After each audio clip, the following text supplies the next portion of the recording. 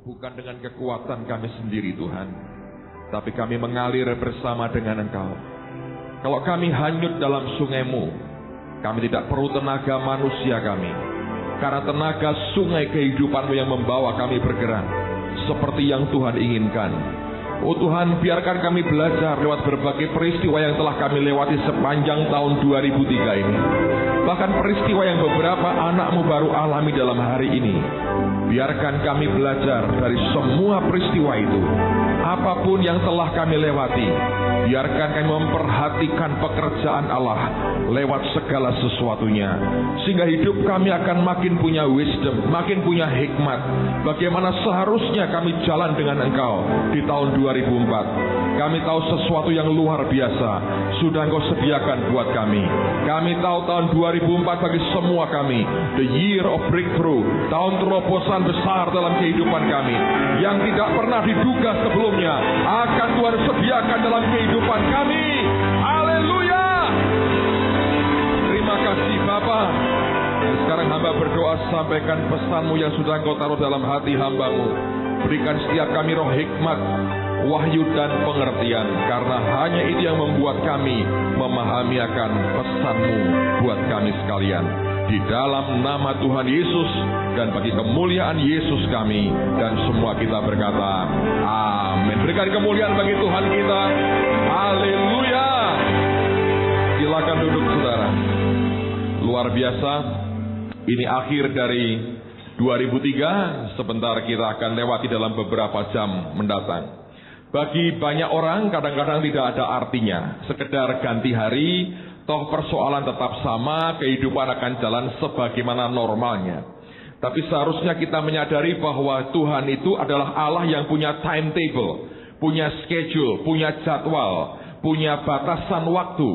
Dan setiap kali perubahan tahun terjadi, sebetulnya menunjukkan bahwa sesuatu yang dari Tuhan itu makin mendekati kepada kesempurnaannya. Dan seharusnya gereja juga mengerti apa yang sedang dan akan Tuhan kerjakan di waktu-waktu mendatang. Nah, nanti saya akan tutup dengan sebuah kesaksian. Banyak orang sedang berdoa dan ada beberapa keluarga hamba Tuhan yang saya tahu nanti malam akan lewatin akhir tahun ini dan masuk tahun depan dengan penyembahan dengan Tuhan. Dan mereka sangat menantikan Tuhan berbicara dalam hidup mereka, memberikan visi, memberikan arahan apa yang Tuhan akan kerjakan lewat hidupnya atau dalam hidupnya pada tahun mendatang. Tapi saya bersyukur kepada Tuhan, Allah kita tidak pernah terlambat, dan kalau perlu Dia juga lebih cepat dari yang diharapkan, Dia juga mau. Tadi pagi sebetulnya menjelang saya bangun pagi, Tuhan beri saya mimpi. Dan nanti pada akhir daripada apa yang Tuhan taruh di hati, saya akan cerita buat saudara. Dan ini akan bagus sekali, penting sekali buat kehidupan setiap kita. Karena terutama bagi Anda yang rindu menyukakan hati Tuhan, maka ini akan jadi pelajaran yang sangat berharga buat kehidupan kita. Amen, saudara. Nah, mari kita buka Kejadian pasal yang ke-6. Saya akan baca dua bagian firman pada sore hari ini. Kejadian pasal 6 ayat 5 sampai dengan ayat yang ke-9. Dan nanti kita akan bandingkan dengan Ibrani 11 ayat yang ke-7. Sebab begini saudara, kalau Anda baca di Ibrani 11, Anda mengerti ada daftar para pahlawan iman. Nah, apapun yang dicantumkan di situ merupakan highlights-nya, merupakan yang paling utamanya, merupakan berita utama daripada hidup orang itu. Nah, di sini kita akan belajar mengapa Ibrani 11 nanti mengatakan itu, karena di Kejadian 6 ada story-nya yang kita perlu perhatikan. Kejadian pasal 6, lihat mulai ayat yang ke-5 sampai dengan ayat yang ke-9.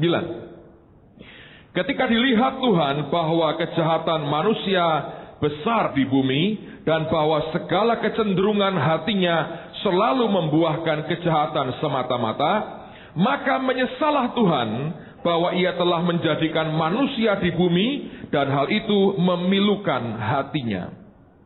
Berfirmanlah Tuhan, aku akan menghapuskan manusia yang telah kuciptakan itu dari muka bumi, baik manusia maupun hewan, dan binatang-binatang melata, dan burung-burung di udara, sebab aku menyesal bahwa aku telah menjadikan mereka.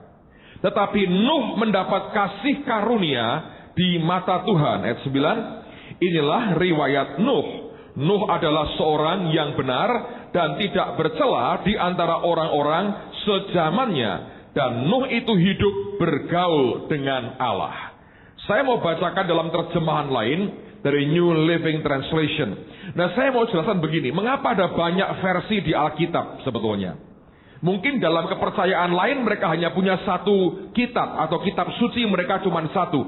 Mengapa saya sering kutipkan akan terjemahan lain? Banyak orang bingung tuh. Yang mana yang benar, Pak? Ini ceritanya begini, saudara. Dalam Alkitab yang asli digunakan 3 bahasa, Ibrani, Aram, dan Yunani. Dan kata yang dipakai itu mencapai lebih dari 20.000 kata. Jadi dari 3 bahasa itu digunakan 20.000 kata lebih. Bahasa Inggris yang seringkali jadi acuan kita sebelumnya, itu hanya menggunakan kira-kira 6.000 kata. Bahasa Indonesia itu lebih miskin. Kita menggunakan hanya beberapa ribu lebih sedikit lagi. Nah, bayangkan kita dengan bahasa lebih miskin, itu harus menerjemahkan untuk 22.000 kata. Yang Inggris saja 6.000, itu butuh sebetulnya at least lebih atau hampir 4 kali lipat dari kekayaan bahasanya. Sehingga kalau satu kata itu diterjemahkan, maka tidak ada seringkali, tidak ada satu kata dalam bahasa Inggris, apalagi Indonesia, yang bisa mewakili ekspresi daripada pengertian kata itu. Ngerti ya? Sehingga karena begitu kaya maknanya, lalu muncullah berbagai terjemahan itu, berbagai versi. Nah, bagaimana kita harus menyikapinya? Ya, kita baca sebanyak mungkin versi. Lalu ketika kita gabungkan, Anda dan saya akan melihat akan keseluruhan daripada pengertiannya. Saya harap Anda tidak bingung dengan urusan ini. Dan yang terutama Anda harus mengerti perkataan Yesus, huruf mematikan, tapi roh yang menghidupkan. Jadi kalau bukan karena pekerjaan roh Tuhan menjelaskan kepada kita, kita tidak bisa mengerti satu kata pun dari firman ini. Dan hebatnya, Anda tidak usah tergantung saya atau hamba Tuhan yang lain. Roh Kudus yang tinggal dalam hidupmu sanggup menjelaskan walaupun engkau hanya baca Alkitab bahasa Indonesia. Ngerti ya? Karena ini bagaimanapun kalau dihidupkan Roh Kudus pengertiannya bisa begitu kaya seperti yang Tuhan maksudkan. Jadi tidak usah khawatir kalau tidak punya banyak terjemahan. Don't worry, be happy, kata banyak orang. Amen. Nah, saya mau terjemahkan dari New Living Translation karena terjemahannya indah sekali. Khususnya di ayat yang ke-9, Alkitab berkata begini. Noah atau Nuh itu consistently, secara konsisten, secara terus-menerus, secara setia, consistently followed God's will, mengikuti akan kehendak Allah. And enjoyed dan menikmati a close relationship with Him. Alkitab berkata, Nuh itu secara konsisten, terus-menerus, dengan setia, tanpa putus, mengikuti kehendak Tuhan. Dan baru dikatakan, dia menikmati akan suatu hubungan persekutuan yang dekat dengan Allah. Jadi sebelum dia bisa menikmati yang namanya a close relationship with God, suatu persekutuan yang intim dengan Tuhan, maka hal yang pertama Alkitab berkata, dia itu konsisten mengikuti kehendak Tuhan. Nah, banyak orang tidak cukup konsisten melakukan kehendak Allah, sehingga hubungan intimnya tidak cepat terjalin antara kita dengan dia. Nanti saya akan jelaskan, dan apa yang saya alami itu akan membuat Anda mengerti banyak cara pikir Tuhan dalam hidup kita. Nah, mari kita lihat dalam Ibrani 11 ayat yang ke-7. Ibrani pasal yang ke-11 ayat yang ke-7. Alkitab mengatakan, karena iman maka Nuh dengan petunjuk Allah tentang sesuatu yang belum kelihatan, dengan taat, perhatikan, mempersiapkan bahtera untuk menyelamatkan keluarganya. Nah, sebagai pengetahuan buat Anda, Alkitab mengatakan pendek. Dengan taat mempersiapkan bahtera, bangun bahtera untuk menyelamatkan keluarganya. Anda tahu, itu butuh waktu 120 tahun untuk membangun bahtera. Jadi ini bukan kerjaan 1-2 tahun, saudara. 120 tahun. Dan letak antara tempat di mana Nuh membangun bahtera itu itu ratusan mil dari sungai atau air terdekat, dari danau atau sungai terdekat atau laut terdekat, itu ratusan mil jauhnya. Anda bisa bayangkan itu. Kalau orang berkata ini orang sinting, ini orang gila, wajar. 120 tahun kerjaannya hanya membangun bahtera, padahal jaraknya ratusan mil dari pantai terdekat. Saya mau ulang lagi, Anda perhatikan ini. Karena iman, maka Nuh dengan petunjuk Allah tentang sesuatu yang belum kelihatan, dengan taat mempersiapkan bahtera untuk menyelamatkan keluarganya. Dan karena iman itu ia menghukum dunia, dan ia ditentukan untuk menerima kebenaran sesuai dengan imannya. Now, the message menerjemahkan dengan kalimat yang agak berbeda, ekspresinya saja, intinya sama. Alkitab berkata begini, Noah built a ship in the middle of dry land. Nuh itu membangun bahtera di tengah-tengah tanah kering. Artinya tempat yang jauh dari pantai. He was warned about something he couldn't see. Ia telah diperingatkan tentang sesuatu yang dia tidak bisa melihatnya. Lalu Alkitab berkata begini, and acted on what he was told, dan bertindak sesuai dengan apa yang sudah diberitahukan kepadanya. Luar biasa. Saya ulang lagi, perhatikan baik-baik. Noah built a ship in the middle of dry land. Nuh itu membangun kapal atau bahtera di tengah-tengah tempat yang kering, tanah yang kering, bukan pantai. Itu ratusan mil dari pantai terdekat. Dikatakan, he was warned, ia telah diperingatkan about something, akan terjadi sesuatu yang he couldn't see, yang dia tidak bisa lihat sebetulnya. Terus dikatakan, and acted on what he was told, dan bertindak sesuai dengan apa yang telah diperintahkan atau diberitahukan kepadanya. Lalu Alkitab berkata begini, as a result, sebagai hasilnya, Noah became intimate with God. Nuh itu menjadi intim dengan Tuhan. Tahun 2004 dan tahun-tahun selanjutnya, Anda perhatikan baik-baik. Soal hubungan intim dengan Tuhan, melekatkan hati kita ke Tuhan, akan menjadi kunci yang sangat menentukan buat kehidupan semua kita. Dunia boleh goyang seperti apapun, tapi di mana engkau tertanam, itu menentukan sekali apakah kita ikut hanyut dan goyang dengan dunia, atau kita jadi pribadi yang berbeda, yang tidak akan digoyahkan oleh apapun juga. Karena itu Anda perhatikan pesan Tuhan sore hari ini. Jangan hidup di luar Tuhanmu. Jangan hidup tanpa engkau melekat kuat dengan pokok anggur, yaitu Yesus sendiri. Nah, caranya bagaimana, Pak? Anda dan saya harus belajar. Apapun yang engkau tahu Tuhan perintahkan, lakukan secara konsisten. Walaupun itu hal kecil yang nampaknya tidak berguna banyak, lakukan dengan setia. Because one day, satu hari kelak, saudara akan melihat hasilnya. Dan kadang-kadang Tuhan memerintahkan kita, membawa kita kepada banyak pengalaman yang minggu lalu saya berkata, yang saya khawatirkan, saya berkata, saya kehilangan tanda kutip kegilaan saya dengan Tuhan. Ada cerita yang saya sebetulnya tidak ingin cerita, saudara. Tapi kemarin saya ngobrol dengan beberapa teman, Tuhan ingatkan saya peristiwa itu. Dan ya karena Tuhan ingatkan, saya cerita kepada saudara. Beberapa teman masih ingat itu cerita itu. Dan saya tidak pernah pengen mengulang lagi, karena seperti orang bego betul. Waktu itu kami, kalau Anda tertekan ya, Anda sedang dalam kondisi tertekan, mengalami segala macam, yang engkau bisa buat cuma apa? Sembayang bahasa roh, sembayang bahasa roh. Nah, waktu itu ada teman-teman yang beberapa ibu-ibu itu sembayang. Ada satu ibu, dan setiap kali habis sembayang, saya diomongi gini, kita harus begini Pak, merasa begini, dapat dari Tuhan gini. Semuanya baik, tidak terlalu masalah. Sampai satu kali, saudara. Dan saya dalam hati saya, jujur saya berkata, kalau orang sudah berkata, Pak Tuhan berkata pada saya, hati saya berkata, kalau dari Tuhan, iya. Makanya banyak orang mencoba begini, ini yang saya alami. Ya toh? Dia punya keinginan tertentu, Supaya saya mengiyakan, dia pakai nama Tuhan. Pak, Tuhan ngomong begini.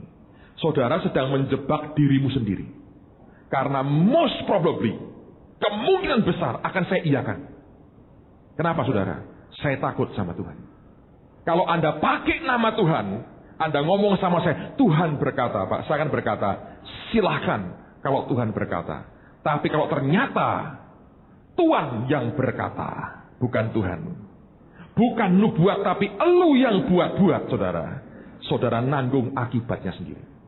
Bukan risiko saya. Tapi kalau saya jelas dia berkata, bohong, saya akan berkata Anda bohong.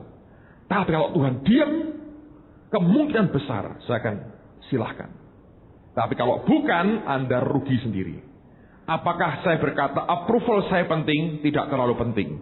Tapi tolong jangan gunakan nama Tuhan. Sedikit-sedikit Tuhan berkata. Tapi Anda mau create untuk dirimu sendiri. Ngerti ya? Nah waktu itu, ibu ini berkata, Pak, Tuhan berkata. Saya kalau sudah Tuhan berkata, mati separuh, saudara. Skakmat, sudah. Kecuali dia berkata ini, bohong orang ini, baru saya akan tolak. Tapi kalau Anda berkata, Tuhan berkata, saya ngomong terus terang, saya takut dan gentar dengan Tuhan saya. Saya tidak berani main-main kalau dia berkata. Memang nyatanya kalau dia berkata itu luar biasa. Nah, ibu ini berkata, Pak, Tuhan berkata, supaya gereja ini mengalami kegerakan rohani dan jiwa-jiwa datang. Sampai hari ini saya terus terang, saudara, belum berani menyimpulkan itu Tuhan benar atau tidak. Dia berkata gini, Bu Yuni masih ingat ini, Pak Tim masih ingat. Bapak nanti malam, mulai jam 12:30 malam, harus berdiri di depan pintu gereja dan mengedangkan tangan begini. Sebagai pengetahuan buat saudara, makin malam belakang tetangga kita makin rame. Orang akan riwa-riwi tepat di dekat gereja. Anda bisa bayangkan seorang pendeta mengadangkan tangan tengah malam gini. Orang berkata, iki wong edan atau pendeta? Kalau Anda mau coba, nggak apa-apa, nanti malam keluar pintu rumahmu, depaplang begini tanganmu saudara, tengah malam. Orang akan berkata, ini punya pesugihan apa orang ini? Saya ngomong pada saudara ya, tak lakoni loh saudara. Tanya, ya tak lakoni. Sampai sekarang saya nggak tahu itu Tuhan atau dia, saya nggak tahu. Tuhan yang menang baik. Itu muka mau ditaruh di mana? Saya nggak pernah lihat ke jalan, lihat ke atas ngitung bintang. Dan itu orang lalu lalang itu satpam patroli ngeliatin, lagi lah pendeta itu. Bisa Pak? Malam Pak? Malam, saya berkata gitu. Tapi jangan lihat hasilnya tok saudara. Tapi saya khawatir kegilaan itu hilang. Saya tetap berkata Tuhan itu saya nikmati. Belakangan saya belajar begini. Seandainya itu salah. Seandainya itu dari manusianya dia. Di hadapan Tuhan tetap dia berkata, aku ngerti hatimu. Engkau mau terus menuruti perkataanku. Ngerti saudara? Nah kalau setan, mateng tenan itu. Ya toh. Digawe golekan toh saya toh, boneka toh. Iya. Wayang potehi toh saya toh. Tak lakoni itu saudara. Tidak paplang kayak orang edan begini.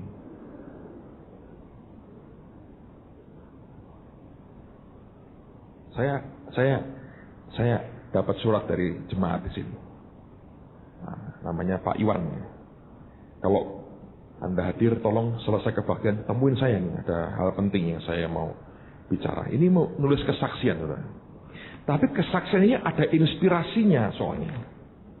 Sebelum saya baca, saya ceritakan inspirasinya. Saya rasa Pak Timotius akan terkenang peristiwa ini dan sampai Tuhan datang tidak akan dia lupakan. Ini Anda ingat ya, beberapa teman ikut ini. Bu Nani datang ke Semarang, disuruh Tuhan datang ke Semarang, mendoakan kita. Kaitan dengan tanah Holy Stadium, waktu itu belum lunas. Kita baru bayar sedikit ke waktu itu, masih 2 miliar kalau nggak salah. Jadi kita masih kurang waktu itu 6, sekian miliar. datang, kami didoakan. Nah, sudah didoakan, terus dia ngomong gini, Pak, kita ini disuruh Tuhan berdoa di tanah. Loh, senang toh? Ibu Nanik datang dari Cirebon jauh-jauh bawa berapa mobil itu. Terus datang ikut mendoakan di tanah. Kita kan happy, saudara. Hamba Tuhan, notaris bukan pengangguran, datang bawa rombongan, malam juga langsung pulang ke Cirebon. Kan korban, kita senang sekali. Tapi kesenangan kami berubah sedikit, saudara. Sampai di tempat, beliau mendoakan, terus dia ngomong begini. Ini Tuhan berkata, Pak, kita harus mengitari tanah ini. Itu jam berapa kira-kira ya? Siang. Jam berapa ya? Jam 3 ya?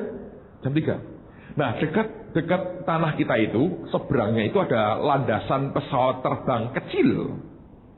Yang pakai remote itu, saudara. Bukan tenanan, tapi motor maburan kita pakai remote. Dan banyak orang di situ. Jam 3. Kita disuruh muteri, Pak, nyanyi, memuji Tuhan. Lagunya apa ya? Ada ingat nggak lagunya apa? Masa lari sih? Hah? Ku menang bersama Yesus Tuhan. Saudara, kalau mau cobaan, saudara, cobaan. Ya, muter tanah mas, nyanyi. Cobaan, enggak apa-apa. Itu ya. Ayo Pak, menyanyi. Yang di depan itu Victor sama Hengki. Gagah banget. Pakai gitar begini ya. Mereka nggak punya choice, saya yang suruh. Ayo ke depan.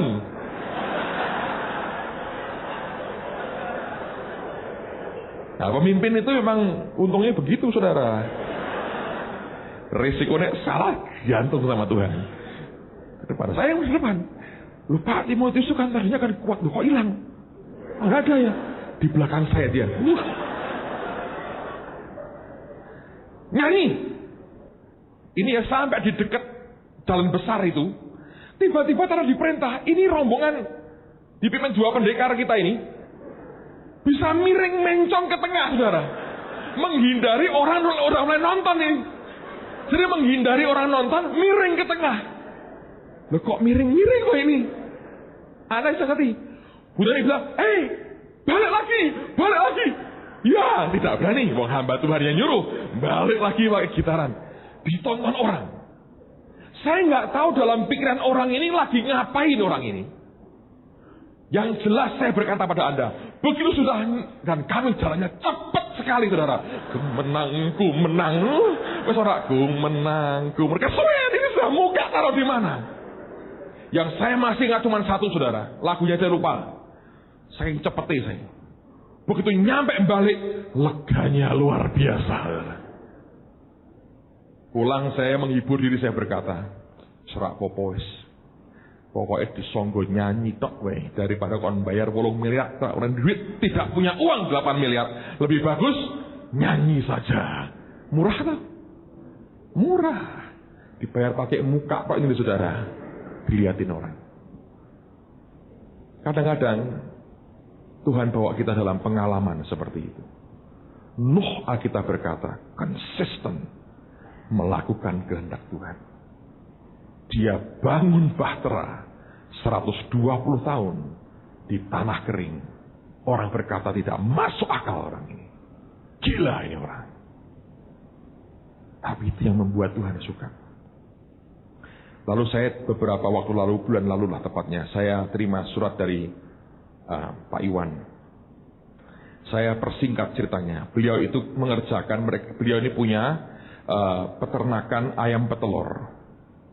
Dan dia bersaksi gini, beberapa bulan lalu, saat ini masih ya, Indonesia terkena wabah penyakit yang menyerang hampir seluruh wilayah Indonesia.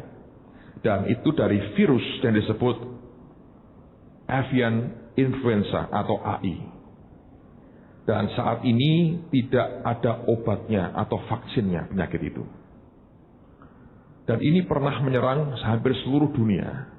Dan para penyelesaiannya cuma satu, yaitu seluruh produksi ayam yang kena itu akan habis. Jadi dimusnahkan. Caranya supaya nggak nyebar, ya ayam yang dipelihara untuk telurnya itu harus dimusnahkan semua. Dan dia mengatakan begini, virus ini mempunyai daya rusak yang sangat luar biasa. Dan dia dengan cepat menggandakan dirinya. Diperkirakan virus ini mempunyai spora sehingga dalam 1 gram kotoran ayam itu bisa mengandung 10 juta virus. Jadi ketika ayamnya keluar kotorannya, 1 gram itu 10 juta virusnya. Jadi nyebarnya akan cepat sekali. Dan virus ini akan menyerupai demam berdarah, menyerang dan memecah butiran darah merah sehingga suplai oksigen ke tubuh jadi berkurang, disertai demam tinggi. Sehingga kalau ada ayam yang sakit, dadanya itu seperti kena lebam karena ada banyak pembuluh darah yang pecah karena panas tinggi dan kebocoran sel darah merah yang pecah. Dan dia berkata bahwa penularannya sangat cepat sehingga kematian di awal wabah bisa terjadi seperti deret ukur. Kemudian Pak Iwan ini cerita begini, di depan lokasi peternakan beliau itu ada 2 lokasi peternakan besar yang kapasitasnya 100.000 ayam di sebelah kirinya dan 150.000 ayam di sebelah kanan. Dalam waktu hanya 2 bulan, hampir seluruh populasi mereka habis. Jadi mereka punya cara, yaitu ayam itu dijual sebelum ayam itu mati. Sebagian kita makan mungkin saudara. Yang kiri habis total, yang 100.000 itu. Yang kanan tinggal sekitar 20.000 ekor. Dan di mana sampai hari ini, sampai bulan lalu ini ya, ditulis, angka kematiannya masih tinggi sekitar 250 ekor per hari. Anda bisa bayangin. Tiap hari 250 ekor ayam mati. Nah, setelah mengalami masa istirahat yang kiri pernah dicoba diisi lagi dengan ayam baru, 2 hari kemudian kematian mencapai 3.000 ekor setiap 2 hari. Jadi per hari 1.500 ekor ayam mati. Tanggal 10 November 2003, lokasi yang Bapak ini miliki terkena imbasnya. Di hari pertama, kematian hanya 3 ekor. Lalu kemudian diambil keputusan cepat, seluruh ayam di kandang itu dijual. Dipikir bahwa dengan dijual itu, maka kandang itu bisa dilokalisir virusnya. Tapi kenyataannya berbeda. Kemudian beliau berkata begini, hari berikutnya virus itu menyerang 2 kandang lain yang letaknya berjauhan. Dan dia berkata, mulai hari itu angka kematian di lokasi kami mulai masuk seperti deret ukur.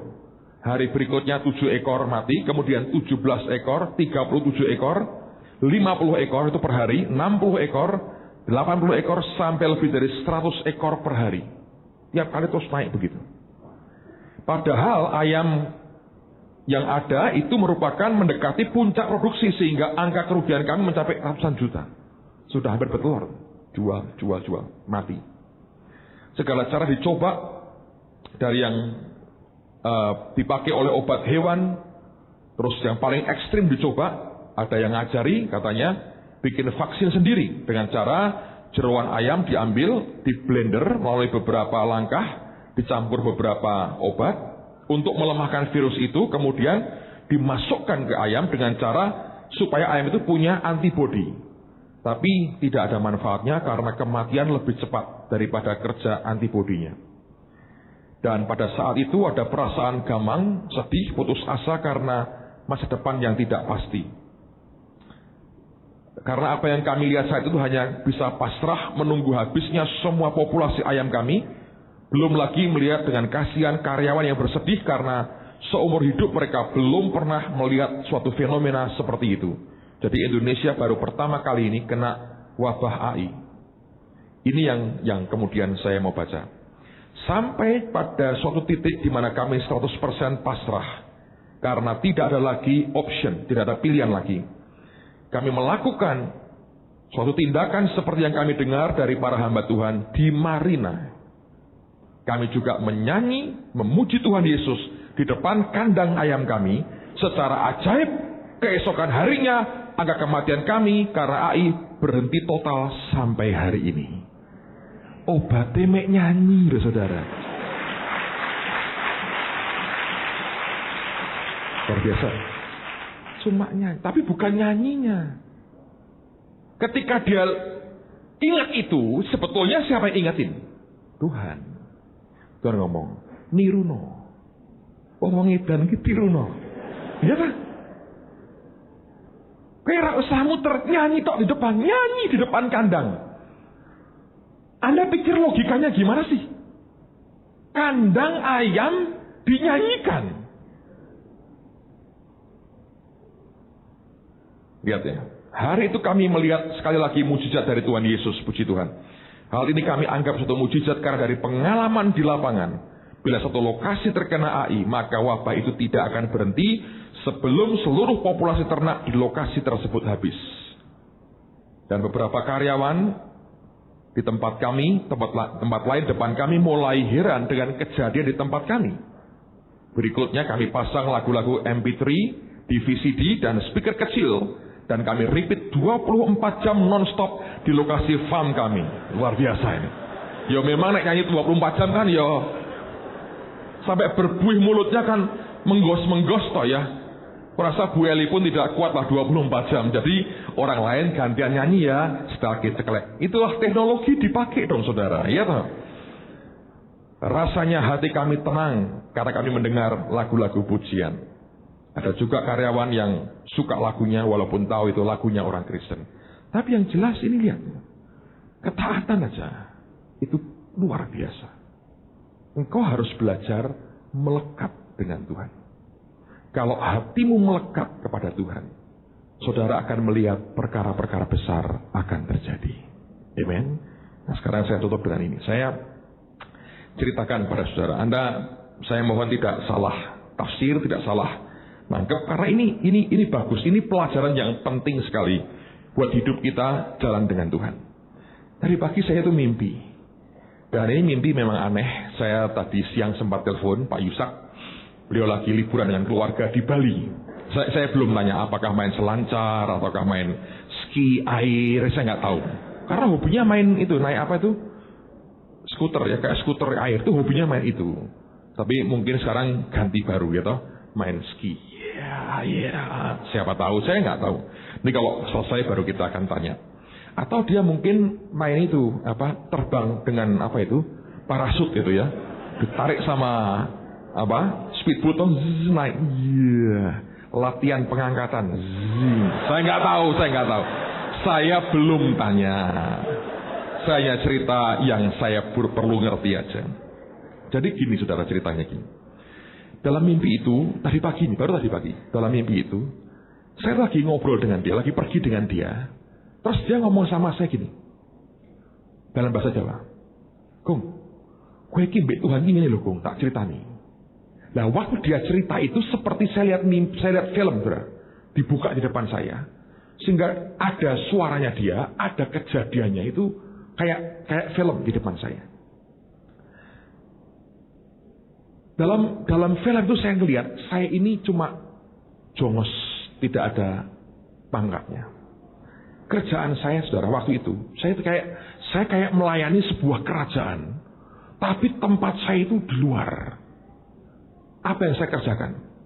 Motongi rumput, bukan pakai alat mesin, enggak pakai gunting rumput terus, saudara. Saya motongi rumput gitu. Itu kan pangkat rendahan sebetulnya. Saya kerjain gitu. Tiba-tiba saya lihat ada satu orang yang saya tidak kenal itu siapa. Rasanya di mimpi seperti atasan saya. Ngadep ke raja. Terus ngomong begini, "Raja, itu jongosmu satu itu kerjanya baik. Disuruh selesaikan, disuruh dikerjakan. Selalu tidak pernah ditinggal. Kerjaan diberesi, beres. Tidak ngomel, tidak menggerutu, diberesi. Yang diperintah, dikerjakan." Lalu raja berkata gini, "Aku mau ketemu dia." Terus saya lihat itu, raja itu nemuin saya. Saya sedang motongi rumput, saudara. Ini kan jongos rendahan, gitu. Nggak ada pangkatnya apa-apa, cuma ngerjakan gitu. Raja lihat, wah saya kaget didatangi raja. Lalu dia berkata gini, "Kamu tidak usah kerja ini lagi.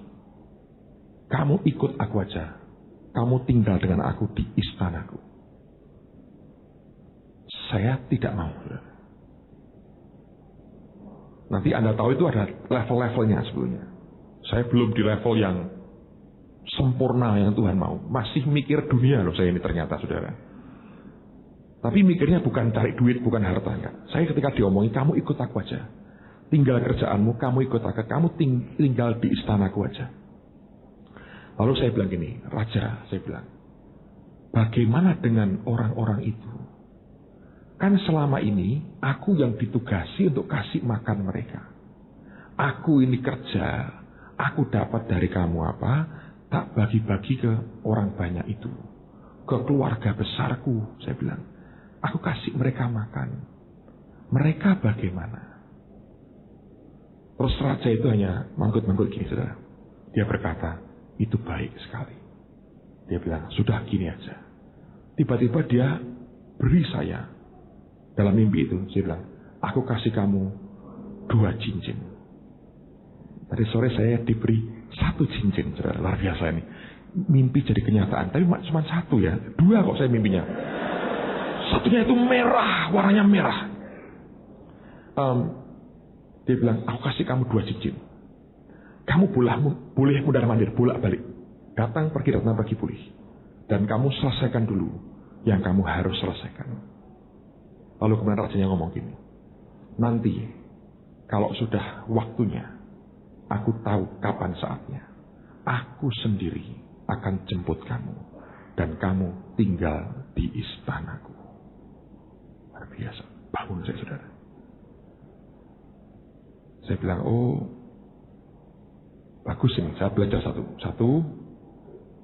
Memang, saya ngobrol dengan Pak Yusak, dia bilang gini, berarti saya mikir tugasmu. Kau nggak dibawa Tuhan lebih lagi. Seorang mbok pikir tugasmu, kau hanya merasa ketidaklayaan saja. Tapi artinya, dia berkata gini. Dia bilang, 1, kamu diangkat ke level sahabat.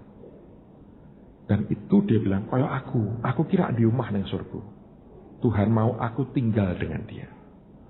Yang kedua, dia berkata, itu hebat. Karena tidak semua orang ketika dia dipanggil Tuhan pulang, dijemput oleh Yesus sendiri. Kalau Tuhan berkata, aku yang jemput kamu sendiri, itu luar biasa. Karena Tuhan juga ngomong yang sama dengan aku.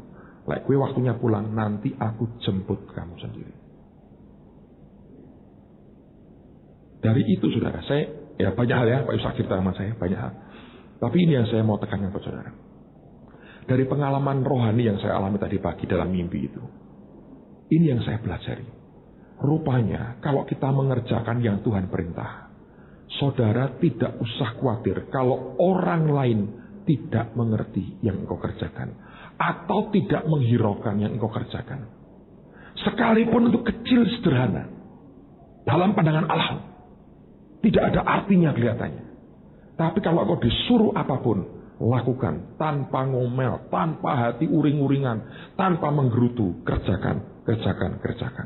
Nanti pasti ada malaikat kirim report ke Tuhanmu, ke Yesusmu. Kalau Yesus dengar itu semua, dia akan datang kepada saudara. Luar biasa.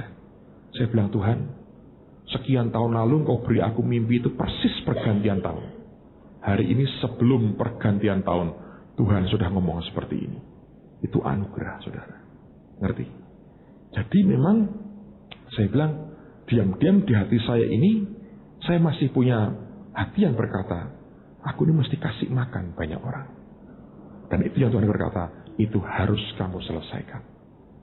Tidak tahu sampai kapan. Bisa puluhan tahun, bisa ratusan tahun, bisa 1 bulan, 2 bulan. Terserah Tuhan. Buat saya berkata, yang dia katakan itu sudah luar biasa. Cuma Pak Yusuf berkata, itu baru awal kok. Dalam sahabat itu nanti, itu ada tingkat lagi. Kamu sudah dimasukkan, nanti kamu harus belajar. Gerak terus sampai ke titik sempurna yang Tuhan mau kasih dalam hidup kita. Ngerti saudara?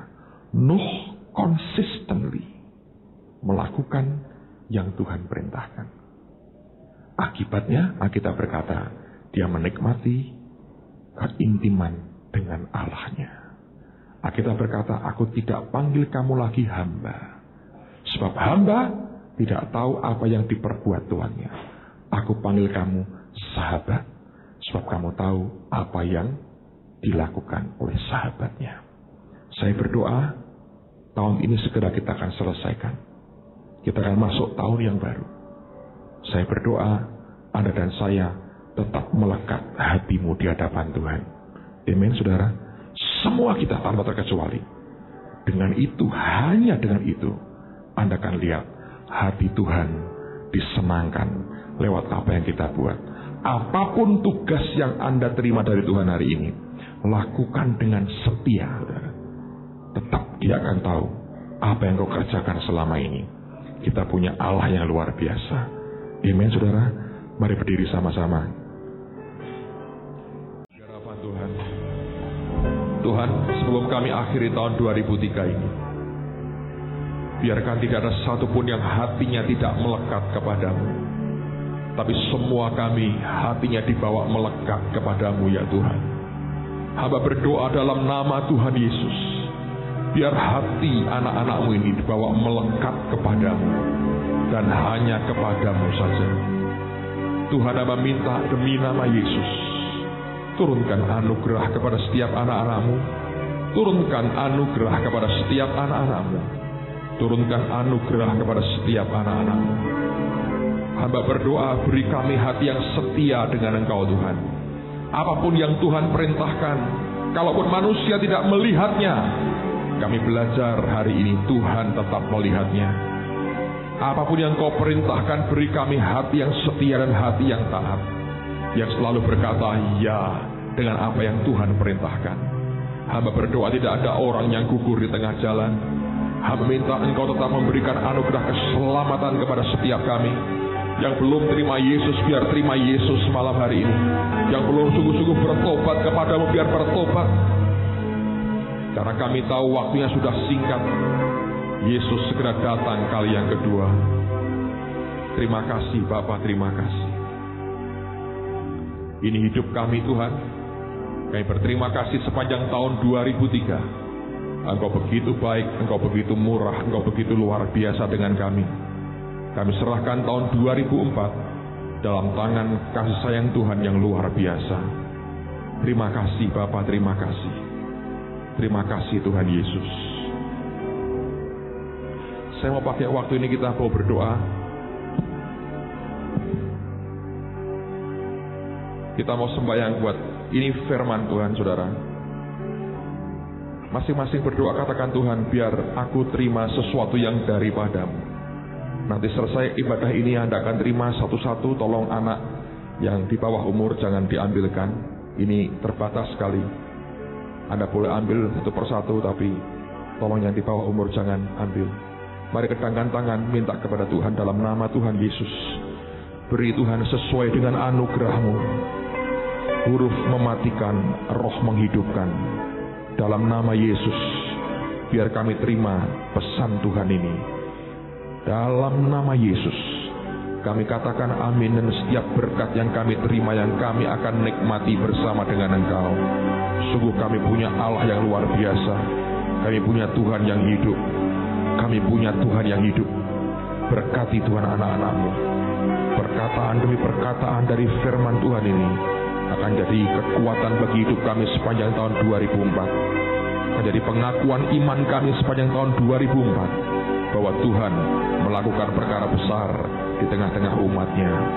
Terima kasih Bapa.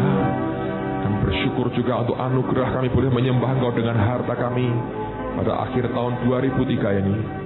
Ini korban kami. Kami berdoa Tuhan, Kau bicara kepada kami berapa yang harus kami persembahkan kepadamu. Dan dengan sukacita kami lakukan bagian kami di dalam nama Tuhan Yesus. Dan semua kita berkata amin. Silakan duduk saudara. Saya mau sampaikan beberapa hal.